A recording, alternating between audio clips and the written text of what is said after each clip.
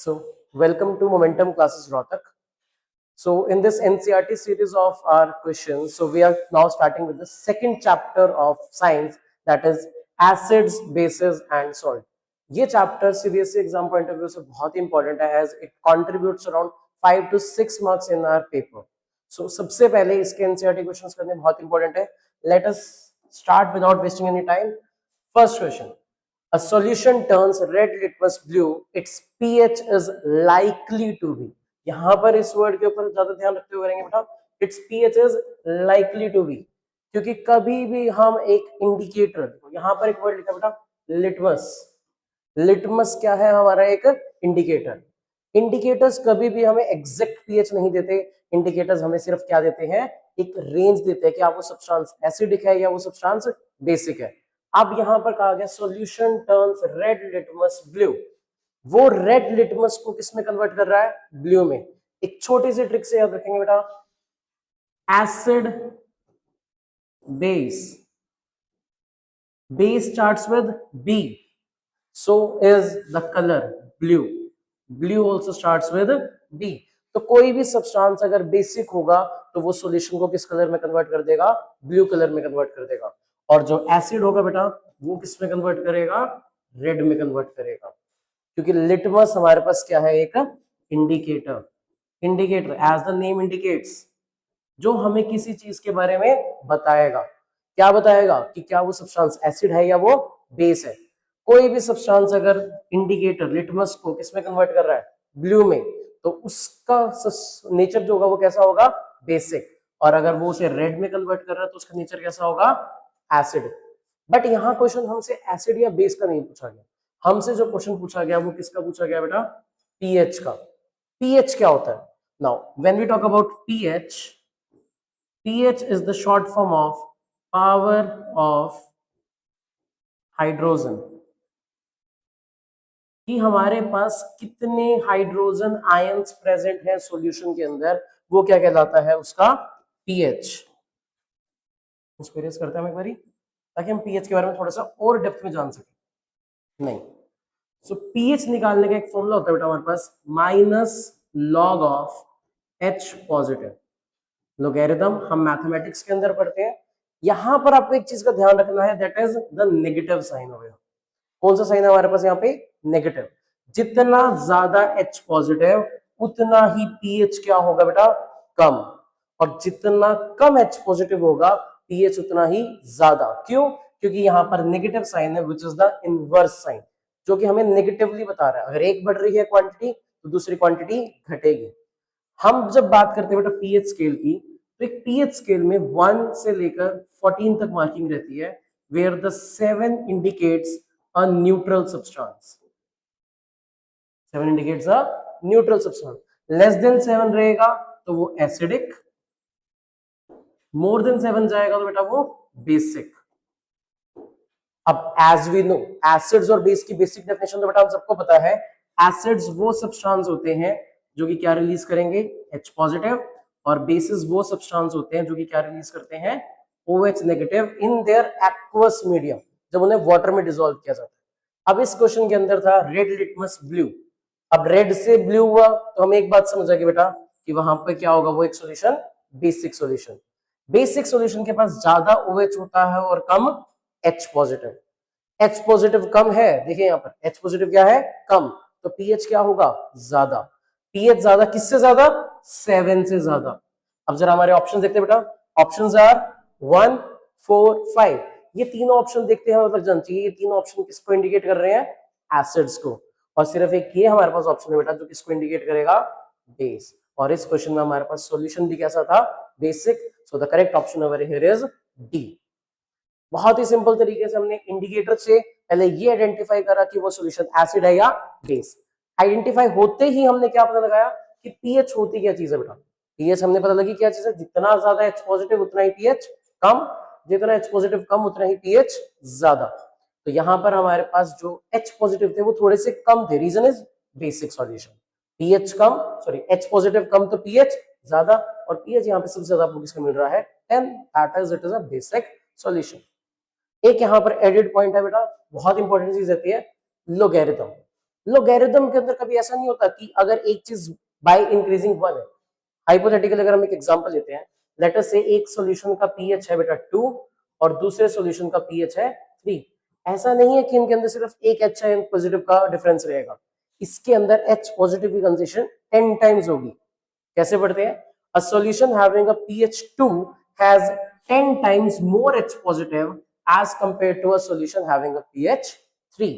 तो यहां पर ये लोगैरिथम वर्ड आपके लिए एडिड है, ज्यादा कैलकुलेशन के ऊपर क्वेश्चन आते नहीं है सीबीएसई के अंदर, बस ये थ्योरेटिकली जरूर याद रखना है कि अगर किसी दो सॉल्यूशंस का पीएच बाय 1 इंक्रीज हो रहा है तो एच पॉजिटिव 10 टाइम्स डिक्रीज हो जाएंगे बेटा। चलिए अगले क्वेश्चन की तरफ बढ़ते हैं अब। A solution reacts with crushed eggshells. Crushed eggshells, यहां पर ये बहुत इंपॉर्टेंट वर्ड है eggshells, बिकॉज जहां पर बेटा eggshells दिखेगा आंख बंद करके लिख देना है कैल्शियम कार्बोनेट। चाहे आपको eggshells मिल जाए, चाहे आपको बोन्स के रिगार्डिंग दे दे बेटा, बोन्स में भी सेम आपको सब्सटेंस मिलता है दैट इज कैल्शियम कार्बोनेट, या फिर आपको दे दे बेटा लाइमस्टोन। क्रश्ड एगशेल्स, बोन्स या फिर लाइमस्टोन, तीनों ही केसेस में हमारे पास जो कंपाउंड रहेगा वो क्या रहेगा? Calcium carbonate. अब इन्होंने क्या कहा, एक सॉल्यूशन है वो किससे रिएक्ट कर रहा है? क्रश्ड एगशेल से, टू गिव अ गैस, क्या रिलीज कर रहा है? Gas which turns lime water milky. ये हम चैप्टर 1 के अंदर बेटा बहुत बार पढ़ते हैं। कौन सी गैस है जो कि लाइम वाटर को मिल्की करती है? The gas is carbon dioxide. यानी कि इस क्वेश्चन के अंदर कोई एक ऐसा पर्टिकुलर सब्सटेंस हमारे पास जो कैल्शियम कार्बोनेट से रिएक्ट कर रहा है और रिएक्ट करके कौन सी गैस रिलीज कर रहा है? Carbon dioxide. अब हमें बस यही आइडेंटिफाई करना है कि वो सॉल्यूशन कौन सा है। इस क्वेश्चन को करने के लिए हम अगेन हमारा hit and trial method use करेंगे, डिफरेंट सब्सटेंसेस को रिएक्ट करके देखेंगे। सबसे पहला हमें सब्सटेंस जो दे रखा है वो क्या दे रखा है? NaCl। NaCl जब भी बेटा कैल्शियम कार्बोनेट से रिएक्ट करेगा, या फिर HCl जब कैल्शियम कार्बोनेट से रिएक्ट करेगा,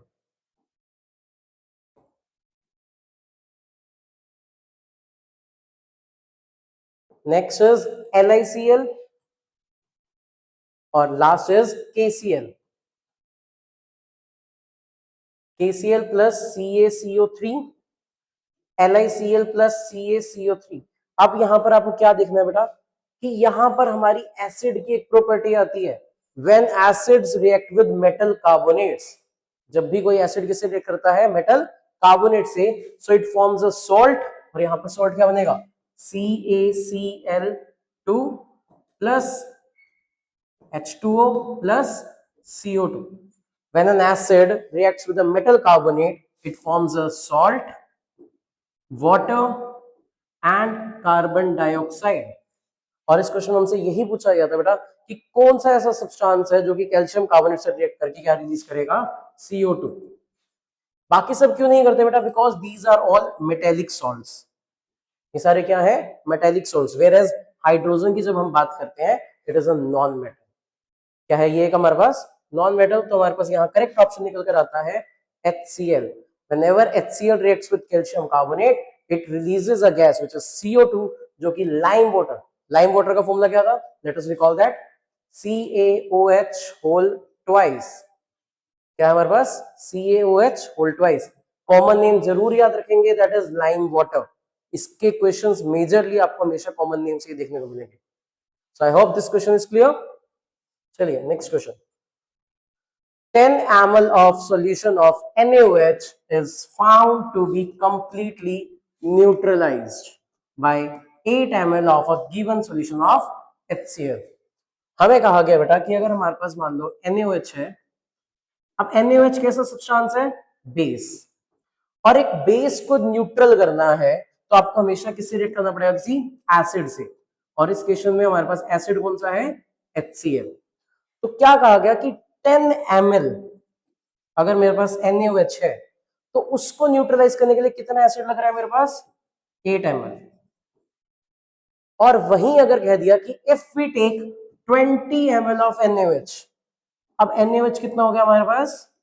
20 ml। So how much HCl solution will be used? कितना हमें HCl चाहिए होगा? इस क्वेश्चन के अंदर एक चीज याद रखें, उन्होंने कह रखा है हमें the same solution as the before, हमने कहीं कंसेंट्रेशन चेंज नहीं करी है बेटा, सेम कंसेंट्रेशन NaOH की पहले ली थी वही अब ली है, सेम कंसेंट्रेशन एसिड की ली थी और वही अब हमने दोबारा से ली है। तो बेसिक यूनिटरी मेथड जैसे कि आप मैथमेटिक्स के अंदर करते हैं बेटा, if 10 ml is neutralized by 8 ml, then tell me how much volume will be used to neutralize 1 ml? Yes, 8 upon 10 ml. And how much we have to neutralize? 20 ml. So it is 8 upon 10 into 20. By cancelling out, we get 16 ml. तो 16 ml HCl लगेगा बेटा, कितने ml NaOH को neutralise करने के लिए? 20 ml. So correct answer here we have is 16 ml. कोई ज्यादा सोचने वाला क्वेश्चन था ही नहीं, यूनिटरी मेथड जो आप पता नहीं कितने छोटे क्लासेस बेटा करते आ रहे हो मैथमेटिक्स के अंदर। चलिए next question now, which one of the following type of medicines is used for treating indigestion? Indigestion बेटा, as the name indicates, जब डाइजेशन में प्रॉब्लम होती है, हम अपने बायो के अंदर बेटा लाइफ प्रोसेस में पढ़ते हैं कि हमारे स्टमक के अंदर एक एसिड होता है, द एसिड इज HCl, जो कि हमारे फूड में से जितने भी जर्म्स हैं उसको किल करने में यूज होता है। तो यानी कि हमारे स्टमक के पास पहले से एसिड है, और जब कभी हम कोई जंक फूड खाते हैं, कोई एसिडिक फूड खाते हैं, ये HCl की अमाउंट हमारे स्टमक के अंदर इंक्रीज हो जाती है, और उस सिचुएशन को हम बोलते हैं एसिडिटी। क्या बोलते हैं उसको? एसिडिटी। अब कभी भी अगर हमें इंडाइजेशन हो रही है, यानी कि एसिड की अमाउंट बढ़ रही है, तो एसिड को रिमूव करना है या एसिड को न्यूट्रलाइज करना है, और एसिड को न्यूट्रलाइज हमेशा किससे किया जाता है? किसी बेसिक सब्सटेंस से। अब हमें कहीं ना कहीं एसिड के अगेंस्ट वर्क करना है, और जब कभी हम एसिड के अगेंस्ट वर्क करते हैं, किसी चीज के अगेंस्ट वर्ड यूज करते हैं बेटा, दैट इज एंटी, उसके विपरीत हो जाना, उसके अपोजिट हो जाना। और हमें किसके अपोजिट होना है बेटा? एसिड के। तो कौन सी मेडिसिन यूज हो रही है? एंटासिड। और सबसे कॉमन जो हम एंटासिड यूज करते हैं that is milk of magnesia. What is milk of magnesia? It is nothing but it is the aqueous solution of magnesium hydroxide. Magnesium hydroxide का एक एक्वस सॉल्यूशन होता है जिसको हम एज एन एंटासिड यूज करते हैं। इसके अलावा बहुत से एंटासिड हमारे पास, जैसे कि बेकिंग सोडा NaHCO3, ये भी हम चैप्टर के अंदर बेटा आगे पढ़ेंगे। It is a basic salt, और कोई भी चीज अगर बेसिक है, और याद क्या रखना बेटा यहाँ पे, we have to use a weak base. ऐसा तो नहीं है ना कि हम NaOH को कंज्यूम करेंगे। NaOH एक बहुत ही स्ट्रॉन्ग बेस है जिससे हमारे पूरे स्टमक का जो एनवायरनमेंट है वो बिगड़ सकता है, पूरा बेसिक हो सकता है, और बेसिक होगा तो क्या होगा? उससे प्रोटीन्स की डाइजेशन नहीं होगी बेटा। तो हमें रखना नॉर्मल ही है, थोड़ा सा एसिडिक रखना है, तो उसको न्यूट्रलाइज करने के लिए हम बेस भी कैसे यूज करते हैं? थोड़ा सा वीक बेस, ऐसा बेस जो कि कंप्लीटली आयोनाइज नहीं होता। Next, just like the first chapter, write word equation and then balance the equations। पर यहाँ पे थोड़ा सा डिफरेंस है फर्स्ट चैप्टर से। फर्स्ट चैप्टर के अंदर हमें कंप्लीट रिएक्शन मिलती थी बेटा, बट इसके अंदर हमें रिएक्शन को कंप्लीट खुद करना है। देखिए ध्यान से, dilute sulphuric acid, dilute sulphuric acid, हम करते हैं हम सिर्फ H2SO4 लिखते हैं, dilute reacts with zinc granules. किससे रिएक्ट कर रहा है बेटा? ये जिंक। अब आप डायरेक्टली बेटा बता तो सकते हो प्रोडक्ट क्या है, बट हमें समझना है इसके पीछे का concept. This is an acid, and whenever N acid reacts with a metal, reaction of metal with an acid, it forms salt, that is ZnSO4 plus releases the hydrogen gas। कौन सी gas release करता है? Hydrogen gas. क्या ये हर acid के साथ करेगा? The answer is no. एक बेटा हमारे पास स्पेशल एसिड होता है that is HNO3, that is nitric acid, जो कि सिर्फ मैग्नीशियम और मैंगनीज के साथ तो हाइड्रोजन गैस देगा, बट कोई भी और मेटल जैसे कि जिंक है, इसके साथ हाइड्रोजन गैस लिबरेट नहीं करता। इसके साथ वो क्या लिबरेट करता है? वाटर। अब जरा इस रिएक्शन में वापस आते हैं, देखते हैं क्या हम इस रिएक्शन को बैलेंस कर सकते हैं। नाउ हाइड्रोजन, कितने हाइड्रोजन एटम्स है बेटा reactant side? 2, product side 2, sulphur 1, sulphur 1, oxygen 4, oxygen 4, zinc 1 reaction is already balanced. बस क्या क्या रखना था, acid with metal give rise to salt and hydrogen gas.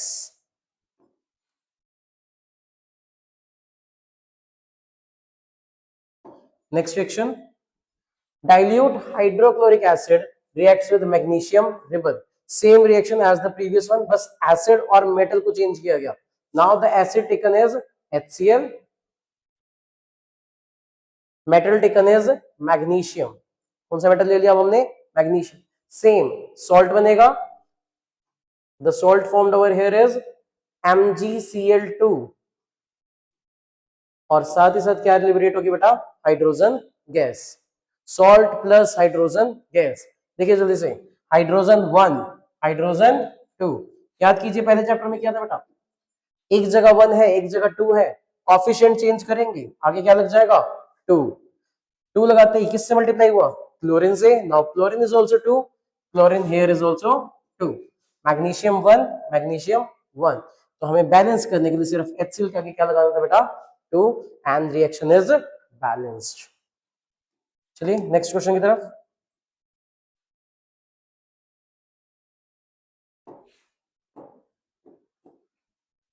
Dilute sulphuric acid reacts with aluminium powder. बस कर क्या रहे बेटा, हर क्वेश्चन के अंदर एसिड को चेंज कर रहे हैं और मेटल को. Sulphuric acid H2SO4 reacts with aluminium powder. Again acid with a metal, the salt will be formed Al2SO4 whole thrice, and साथ ही साथ कौन सी गैस रिलीज, हाइड्रोजन. अब कुछ बच्चों के माइंड में जरूर ये क्वेश्चन आ सकता है, सर कभी तो हम यहाँ पे 2 लगाते हैं, कभी नहीं लगा रहे, कभी MgCl2 बन रहा है, तो कैसे आइडेंटिफाई करें कि ये 2 कैसे लगेगा या 3 कैसे लगेगा. इसको करने का सबसे सिंपल तरीका बेटा, आयंस को रिमेंबर करेंगे हमारे.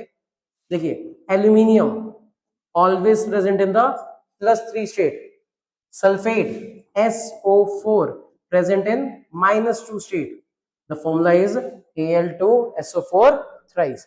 कुछ नहीं, 9th की बुक के में आपको एक टेबल मिलेगा आयन, सम कॉमन आयंस करके, उसको जरूर पढ़ेंगे, उसको जरूर याद रखेंगे कोई भी केमिकल फॉर्मूला लिखते टाइम. देखिए यहाँ पर hydrogen is 2 hydrogen 2 already balanced.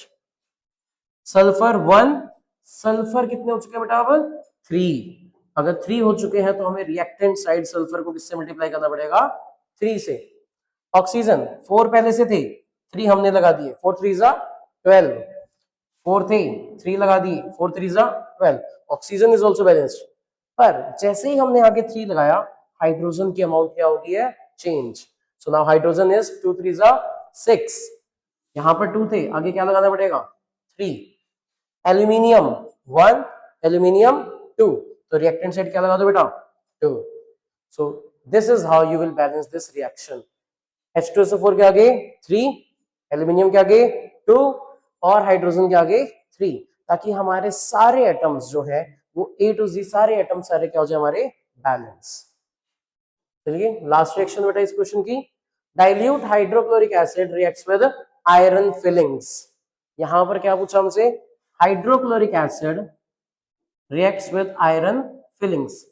Filling से नहीं डरना बेटा, फिलिंग्स क्या है, पाउडर क्या है, रिबन क्या है, ये सारी बेटा स्टेट्स हैं.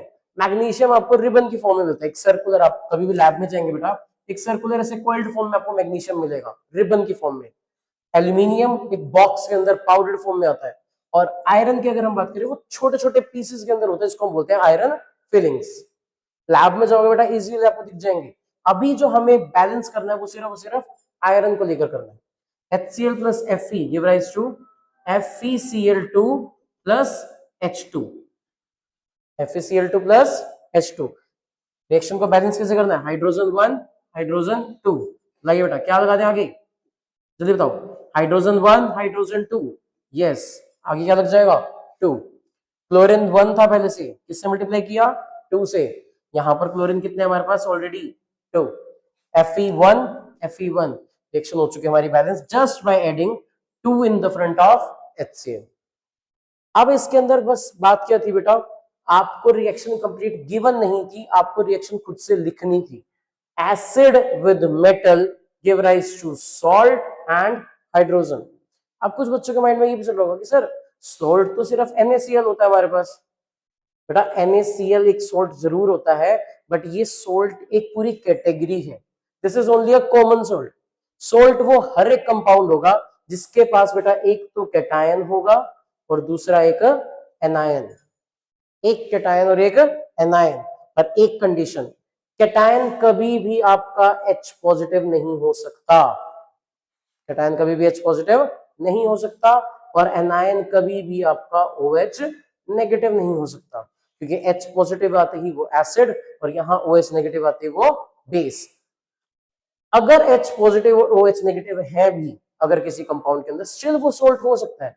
बस होना क्या चाहिए, अगर H पॉजिटिव है तो एक और कैटायन मिल जाए हमारे पास, और अगर OH नेगेटिव है तो एक और हमारे पास एनायन हो जाए। अकेले ये कैटायन और एनायन नहीं होने चाहिए।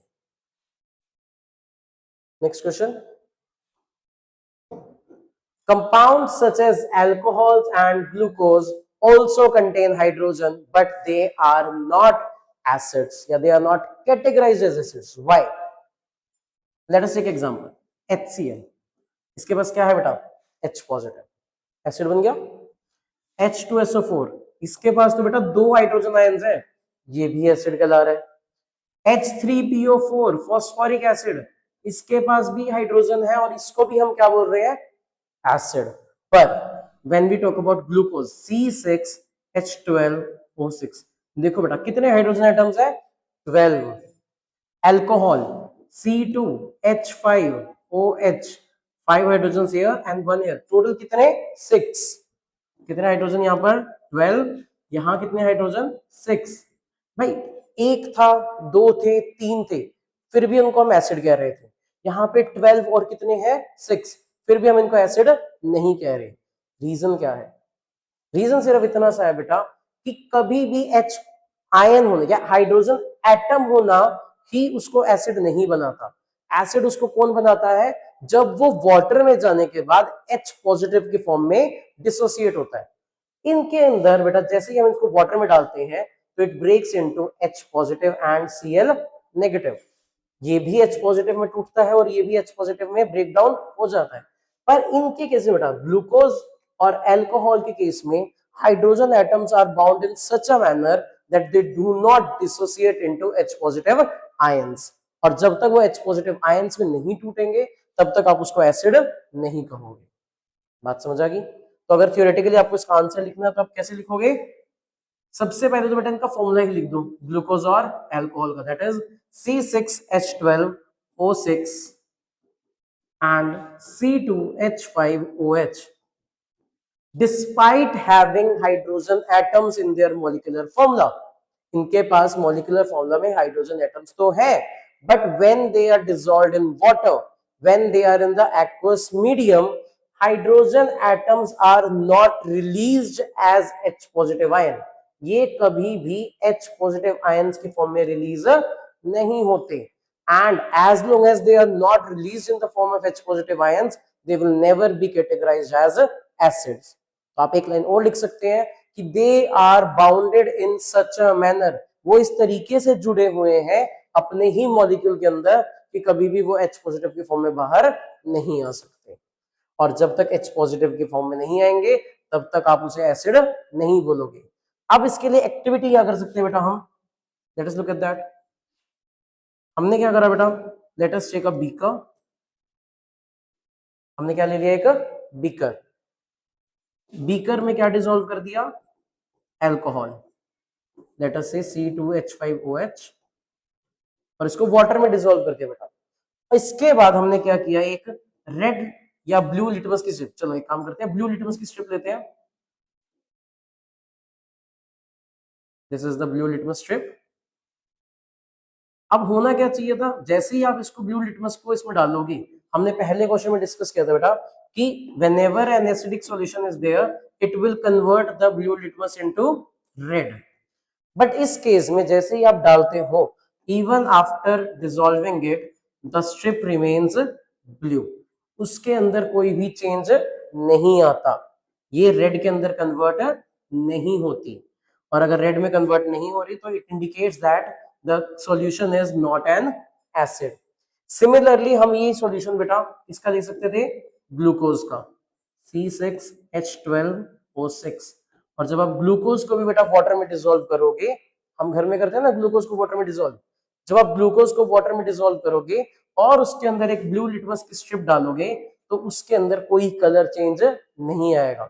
वेयर एज अगर आप सेम स्ट्रिप को एक HCl के सॉल्यूशन में डालते हो बेटा, कौन से सॉल्यूशन में, HCl, तो जैसे ही आप इसके अंदर एक ब्लू स्ट्रिप डालोगे लिटमस की, तो क्या होगा, ये जो इसका लोअर पोर्शन है स्ट्रिप का, this lower portion of the strip will convert into red.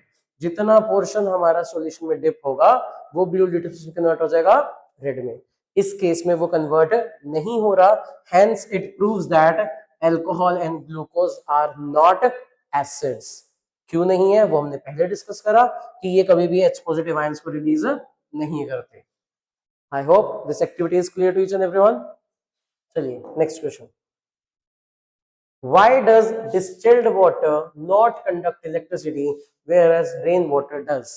आप सबने अपने घरों में सुना होगा कि जो हमारी इन्वर्टर बैटरीज होती हैं उसके अंदर भाई रेन वाटर डाल दो, क्यों, क्योंकि उससे बैटरी की लाइफ बढ़ जाती है।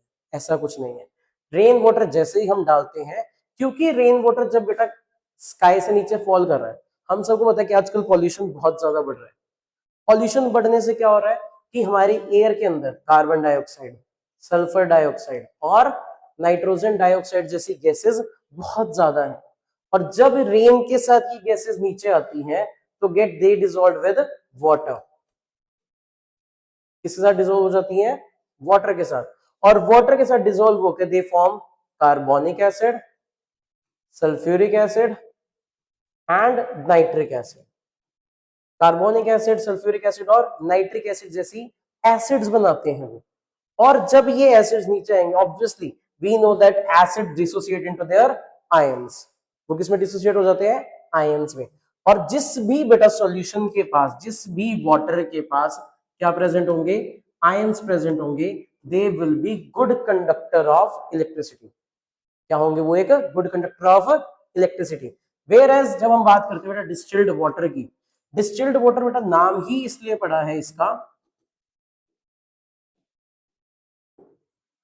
डिस्टिल्ड वाटर का मतलब ही यही है फ्री फ्रॉम आयंस, इसके अंदर कोई आयंस प्रेजेंट नहीं होते, कोई भी एडिशनल आयंस प्रेजेंट नहीं है, और जब तक किसी के पास आयंस नहीं है तब तक वो इलेक्ट्रिसिटी कंडक्ट नहीं कर सकता। And keep that in mind, ये जो हम बात कर रहे हैं आयंस की, ये सिर्फ और सिर्फ लिक्विड कंडक्टर्स के लिए एप्लीकेबल है बेटा। कोई भी सॉलिड कंडक्टर्स के पास आयंस नहीं होते, बट उनके पास क्या होते हैं, फ्री इलेक्ट्रॉन्स। और जब हम लिक्विड कंडक्टर्स की बात करते हैं तो उनके पास क्या होनी चाहिए, आयंस। रेन वाटर के पास बहुत सारे आयंस है, क्यों, क्योंकि वो जितनी भी एटमॉस्फेरिक गैसेस हैं उनके साथ मिक्स होकर नीचे आ रहा है, और जब वो नीचे आता है तो वो एसिड्स की फॉर्मेशन करता है। इसीलिए कहा जाता है कि जो भी सीजन की पहली रेन होती है it is a acid rain, क्योंकि बहुत महीनों से क्या होता है, गैसेस ये एक्यूमुलेट हो रही है हमारे एटमॉस्फेयर के अंदर, और जैसे ही ये गैसेस वाटर के साथ नीचे आती हैं तो they form acid rain. Clear? So that is why distilled water does not conduct electricity and rain water conducts electricity. I hope कि यहां तक के क्वेश्चन क्लियर होंगे। चलिए next question, why do acids not show acidic behavior in the absence of water? इसको चलो एक activity के थ्रू करते हैं। हमारे पास दो टेस्ट ट्यूब्स हैं और इसके अंदर हमने प्रॉपर कॉन्सेंट्रेटेड क्या लिया है, HCl, यानी कि कोई भी वाटर कंटेंट इसके अंदर नहीं है। वेयर एज यहां पे जो हमने लिया वो लिया हमने थोड़ा सा डाइल्यूट HCl।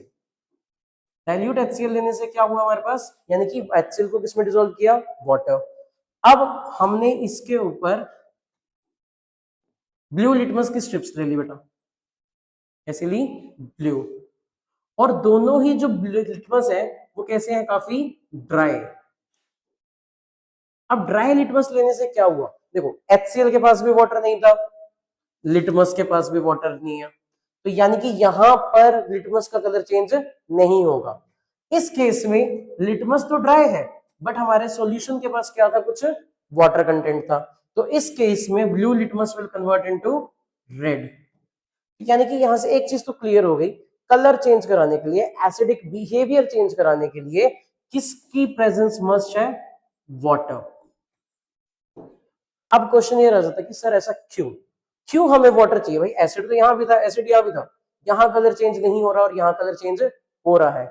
ऐसा इस वजह से क्योंकि कोई भी हमारा, अगर हम एसिड की बात करते हैं, चलिए नेक्स्ट स्लाइड देखते हैं। कोई भी अगर हम एसिड की बात करते हैं, एसिड अपने आप में एसिडिक बिहेवियर शो नहीं करता। एसिडिक बिहेवियर शो करने के लिए उसके पास क्या होने चाहिए? H पॉजिटिव आयंस, या फिर कुछ बुक्स के अंदर आपको बेटा H3O पॉजिटिव आयन भी देखने को मिलेंगे। These ions are known as hydronium ions. तो एक एसिड के पास H पॉजिटिव या H3O पॉजिटिव आयंस होने चाहिए। और ये कब होंगे? जब कोई एसिड किसमें डिसॉल्व हो जाएगा? वाटर। क्योंकि वाटर के पास कैपेबिलिटी होती है बेटा कि एसिड को अपने आयंस के अंदर ब्रेक डाउन कर दे। जैसे कि देखिए HCl अपने आप में कभी ये H पॉजिटिव Cl नेगेटिव में नहीं ब्रेक डाउन होगा, बट जैसे ही आप इसको किसमें डाल दोगे? वाटर में, automatically it will break into hydronium ions and the chloride ions. ये कहां से आए? ये देखिए H positive Cl negative, these H positive ions go and combine with the water and form the hydronium ions. So that is why water की absence में कोई भी एसिड अपना एसिडिक बिहेवियर शो नहीं करेगा, और वाटर की प्रेजेंस में वो अपना एसिडिक बिहेवियर शो करेगा। क्यों? क्योंकि वहां क्या बन जाते हैं? Hydronium ions. इसी वजह से हमारे इस एक्टिविटी के अंदर यहाँ पे कलर चेंज नहीं हुआ था और इस केस में कलर चेंज हो गया था। I hope so this question is clear to each and everyone. आराम से देखिए इस एक्टिविटी को, आराम से समझ आएगा कि यहाँ कलर चेंज क्यों नहीं हो रहा, क्योंकि दोनों ही ड्राई है। और यहाँ पर क्यों हो रहा है? बिकॉज एक HCl के पास तो क्या था? वाटर कंटेंट था।